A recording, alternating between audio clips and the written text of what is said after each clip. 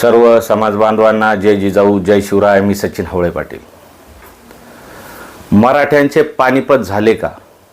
जसं पानिपतच्या 2 लढाया मराठे हरले असा ठपका ठेवला जातो, तशी ही लढाई मराठे हरले का, या विषयावर आपण बोलत आहोत.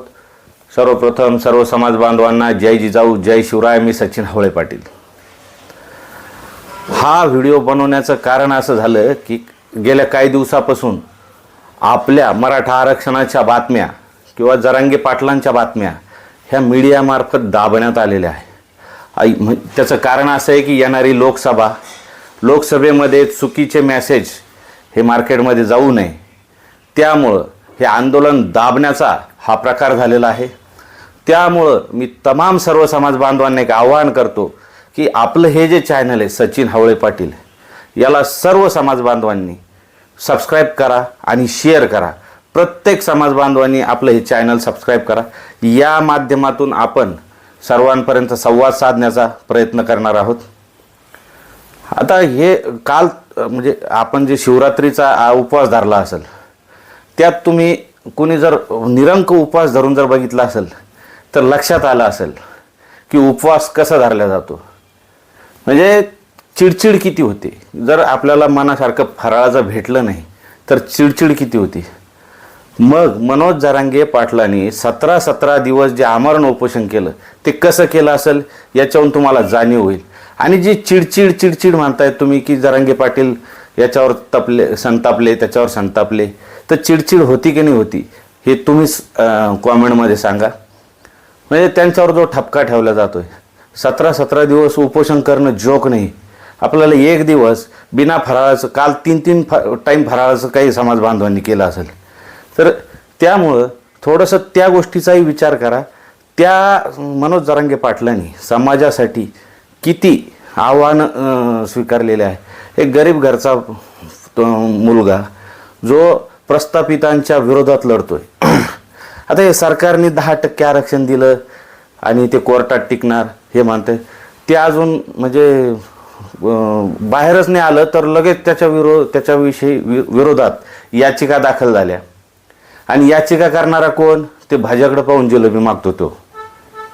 आणि आपले मराठ्याचे वकील काय त्याला घाबरते का? तो भाज्याकडे पाहतो जिलेबी मागतो म्हणून. मला हे कळत नाही. मी तमाम सर्व समाज बांधवाच्या वकिलांना एक आवाहन करतो की त्वरित घराच्या बाहेर निघा आणि समाजासाठी सर्वांनी ताकदीने मराठा आरक्षणाच्या विषयी कोर्टात धाव घ्या. कारण आज तुम्ही बघा की ओबीसीच्या आरक्षणामध्ये जाण्यासाठी हा लढा मनोज जरांगे पाटलांनी उभारलेला आहे. यात एका तरी ओबीसीच्या वकील बांधवांनी कोर्टात धाव घेतली का?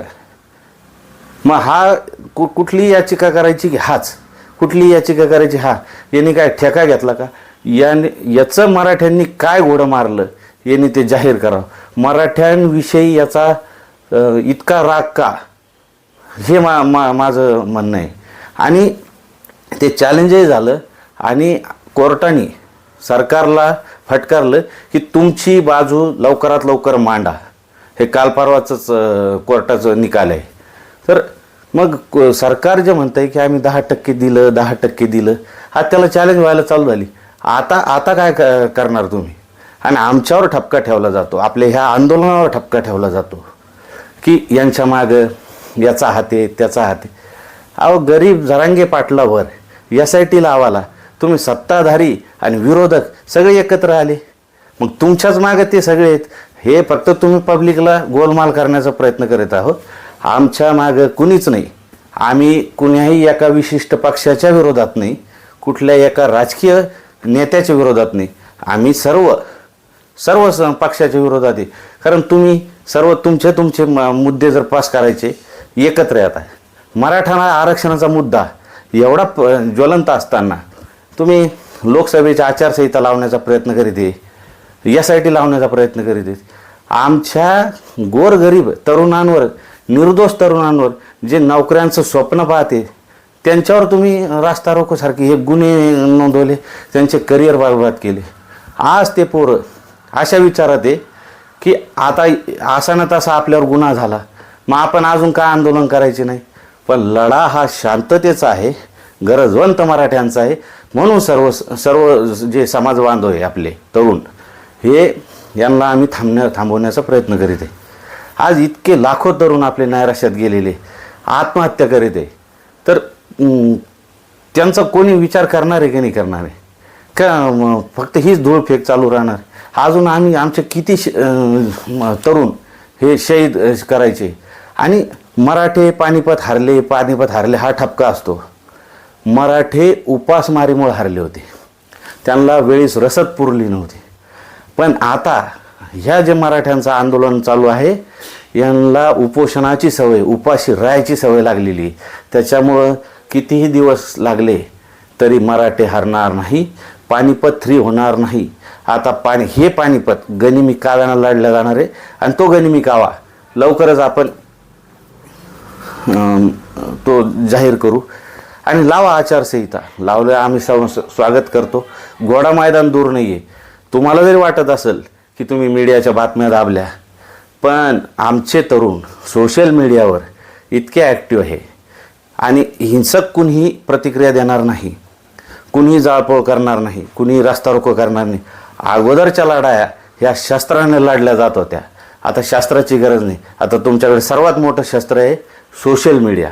सोशल मीडियावर वैचारिक पोस्ट टाकायच्या, पोलीस प्रशासनाला त्रास होईल अशी कुठलीही पोस्ट करायची नाही, ज्यामुळं समाजामध्ये तेढ निर्माण होईल, जातीवाद निर्माण होईल. अशी एकही कोणी पोस्ट करायची नाही. त्याचं समर्थन कुणीच करणार नाही.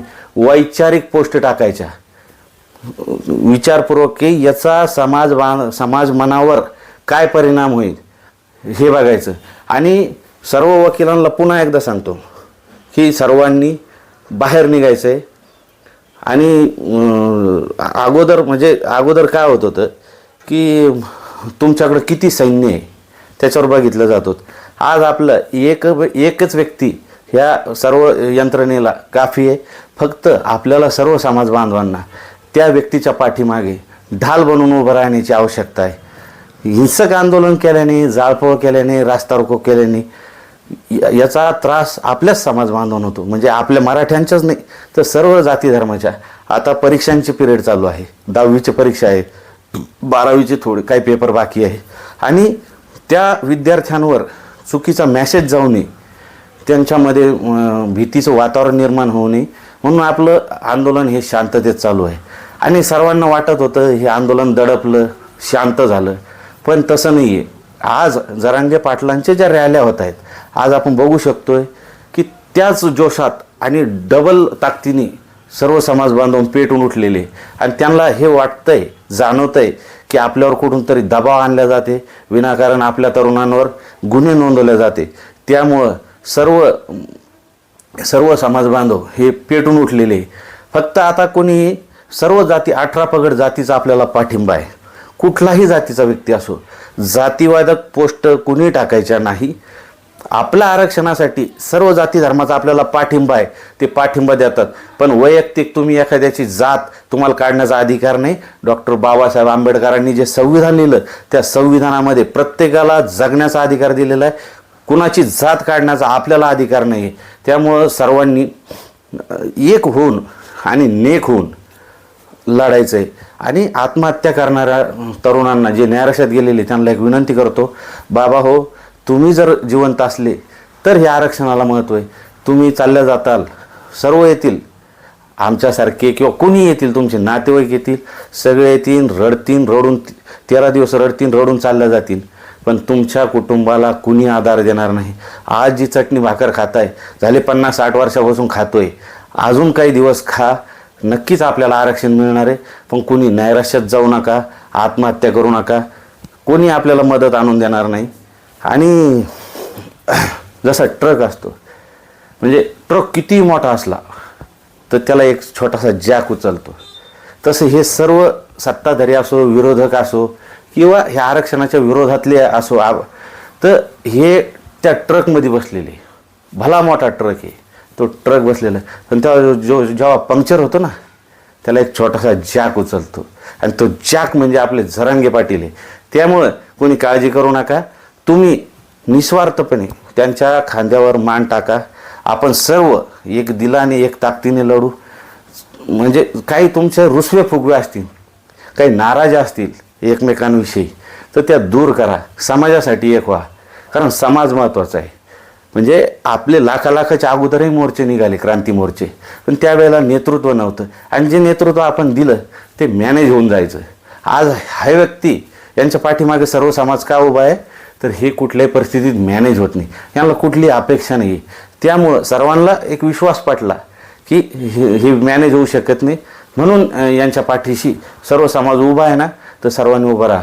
ते एक आलं ते येडं महाराज महाराज म्हणतं स्वतःला, काय निष्पन्न झालं? आला त्यांनी समाजामध्ये चुकीचं संभ्रम निर्माण करण्याचा प्रयत्न केला, पण शेवटी त्याचंच नुकसान झालं, समाजाचं झालं नाही. समाजापुढं सत्यता आढळून आली. जर मनोज जरांगे पाटील मॅनेज झाले असते, सगळ्यांना वाटतं की बा मुंबईला गेले आणि वापस आले आणि हे झाले. कुठलाही कायदा बनवायला एक वेळ दिला जातो, तसा जरांगे पाटलांनी सरकारला आधी सूचना काढली, वेळ दिला होता, पण त्यांना ते टिकवता आलं नाही, किंवा त्यांनी जो शब्द दिला होता तो पाळता आला नाही असं आपण समजू. आणि आंदोलन उभं करायला काही वेळ लागत नाही. एक मंडप टाकला, आपलं आमरण उपोषण चालू. तो हक्क, तो अधिकार आपल्याला संविधानाने दिलेला आहे. शांततेत आंदोलन करण्याचा अधिकार आपल्याकडे. आणि आपलं आंदोलन दडपलं गेलं नाही, आपण उद्याही करू शकतो. पण सध्या परीक्षांचा पिरियड आहे, लग्नसराई आहे, त्यामुळं थोडं शांततेत घेतलं. आचारसंहिता लागणार आहे. राजकीय भूमिका आणि राजकीय महत्त्वाकांक्षा कुणालाच नाही. आपल्याला कुणालाही इलेक्शनचं काही मोह नाही, पण फक्त एवढं आहे, ही व्यवस्था बदलायची किंवा आपलं मराठा आरक्षणाचा प्रश्न मार्गी लागावं, तर हे लावू नाही शकत. म्हणून हा एक आपलं हे होतं की आपले प्रत्येक गावागावातून उमेदवार उभे करायचे. प्रत्येक गावातून आज उत्स्फूर्तपणे 5-5, 10-10 फॉर्म येत आहे. आता काय झालं, काही जण म्हणतात ना की संसदेत गेल्याशिवाय, संसदेत मागणी झाल्याशिवाय मराठा आरक्षण भेटू शकत. मग संसदेत आपला एखादा तर खासदार पाहिजे ना. आणि आपले होते पण त्यांनी बाजू मांडली नाही. मग जर आपल्या चळवळीतून एक सर्वसामान्य व्यक्ती, शेतकरी, कष्टकरी जर खासदार बनून गेला आणि संसदेत, आणि अपक्ष का, तर पक्षाचा असला तर त्याला पक्षाचं त्याचा गॉडफादर त्याला दाबतो, तू बोलायचं नाही. पण जर सर्वसामान्य असला आणि अपक्ष असला, त्याला कोणी दाबू शकत नाही. आणि तो हडामासाचा असतो, त्याला पैशाची गरज नसती. म्हणजे त्याला आज 10-5 हजारात जे घर चालतं त्याच्यात तो चालू शकतो. त्याला अशी इतका लाखो करोडोचा भ्रष्टाचार करायची गरज नाही. तर त्यामुळं सर्वांनी काय हेवे दावे असतील, कृपया तुम्हाला विनंती, ह्या व्हिडिओच्या माध्यमातून सर्वांनी हेवे दावे विसरा. आता अंतिम टप्प्यात आपण आरक्षणाचे आहोत. काही नाही, तुमची साथ आम्हाला एवढीच पाहिजे. तुम्ही नाही येऊ शकले आंदोलन, फक्त हे आम्ही जे व्हिडिओ बनवत असो किंवा जे चांगले व्हिडिओ येत असतील ते शेअर करा. जर जातीवाचक असतील, हिंसाचार घडवत असतील किंवा दंगली घडवण्याचा प्रयत्न करत असतील, पोलीस प्रशासनाच्या विरोधात असतील किंवा असे जर काही असतील, त्या शेअर करू नका. पण जे चांगले व्हिडिओ असतील ते प्रत्येक समाज बांधवांपर्यंत पोहोचवा, घरी बसून पोहोचवा. तुमची गरज नाही आंदोलनात यायची. फक्त हे व्हिडिओ चांगले असतील तर शेअर करा. तर हा व्हिडिओ जर तुम्हाला आवडला असेल तर हा शेअर करा. आणि असेच व्हिडिओ चांगले ज्ञानवर्धक, म्हणजे जे आम्हाला वाटतं ते सांगण्याचा तुम्हाला आम्ही प्रयत्न करू. तर हे माझं ऑफिशियल चॅनल आहे सचिन हवळे पाटील. याला सबस्क्राईब करा, शेअर करा, कॉमेंट करा. हे जे मी विचार मांडले यात जर माझं काही चुकलं असेल तर कॉमेंट करा. मी नक्की सुधारण्याचा प्रयत्न करीन. मला जास्त काही बोलता येत नाही, पण ह्या चळवळीमध्ये, ह्या आंदोलनामध्ये थोडंसं बोलण्याचा प्रयत्न करत आहे. कारण समाज भरकटत चाललेला आहे. यंग जी पिढी आहे ती भावनिक झालेली आहे आणि म्हणजे त्यांना असं वाटतं आहे की आता काही खरं नाही. पण असं नाही आहे. आपल्याला नक्कीच आरक्षण भेटणार आहे. थोडेसे दिवस वाट बघा, नक्कीच आपण आरक्षण भेटून राहू. आणि ही जी व्यवस्था आहे ही बदलण्याचा आपण प्रयत्न करू. जसं दिल्लीला आंदोलन झालं होतं, तर दिल्लीला अण्णा हजारे एकमेव व्यक्ती बसले होते, पण जेव्हा पूर्ण भारतभर त्याचं लोण पसरलं, शेवटी सरकारही बदललं आणि तिथं सर्वसामान्य एक मुख्यमंत्री झाला. म्हणजे आपण काय आपचे समर्थक नाही, पण एक सांगतो असं की जेव्हा समाज मन हे एकत्र येतं आणि काहीतरी निर्णय घेतं, तर ते निर्णय एकदम खतरनाक असते. तुम्ही किती लाखो करोड रुपये इलेक्शनमध्ये खर्च करा, गरज नाही. आता समजा जर आपले सर्वसामान्य व्यक्ती उभे राहिले तर लोक प्रचार करायला घरच्या चटणी भाकरी घेऊन येतील, त्यांना गाड्या लागणार नाही, पायी येतील, टू व्हीलरवर येतील, पण आपला समाजाचा व्यक्ती निवडून आणायचा या भावनेतून येतील. आज धनगर आरक्षणाचा प्रश्न बाकी आहे, मुस्लिम आरक्षणाचा प्रश्न बाकी आहे, तर हे धनगर बांधवही आपल्यासोबत आहे, मुस्लिम बांधव आहेत, ओबीसी बांधवही आपल्यासोबत आहे, ब्राह्मण बांधव आहेत, मारवाडी आहे, 18 पगड जातीचे सर्व समाज बांधव हे आपल्या पाठीशी आहे. आपल्याला कुणाचा विरोध नाही. 1-2 राजकीय पक्षाच्या नेत्यांचा असू शकतो, त्यांना त्यांचं अस्तित्व टिकवायचं असतं, त्यामुळे ते करत असतात. आणि तो जो एक भाज्याकडे पाहून जिलेबी मागतो, त्याला वाटत असेल की तो एकटा सगळ्यांना भारी आहे. तर मी आपल्या या व्हिडिओच्या माध्यमातून सर्व वकील बांधवांना पुन्हा एक नम्र विनंती करतो की आता सर्वांनी एक गट तयार करा, एकत्र या आणि प्रत्येकाने मराठा आरक्षणाच्या चळवळीमध्ये सहभागी व्हा. टेक्निकल नॉलेज देणं चालू करा. तुमची पण समाजाला गरज आहे. जे अभ्यासक मंडळी जे बाजूला असतील या आंदोलनाच्या, फक्त जर वाट मजा बघत असेल तर असं कृपया करू नका. तुमचीही गरज आहे. जे मराठा आरक्षण चळवळीमध्ये ज्या लोकांनी योगदान दिलेलं आहे त्या सर्वांना सलाम. पण सर्वांनी आता ताकदीने एकत्र यायचं आहे आणि सर्वांनी पाठीशी उभं राहायचं आहे. ह्या लढ्यामध्ये कुणीही मागं घ्यायचं नाही. आपण अंतिम टप्प्यात आहोत. तर एवढंच बोलतो आणि थांबतो. कृपया हा व्हिडिओ जास्तीत जास्त शेअर करा, माझं चॅनल सबस्क्राईब करा, एवढीच विनंती.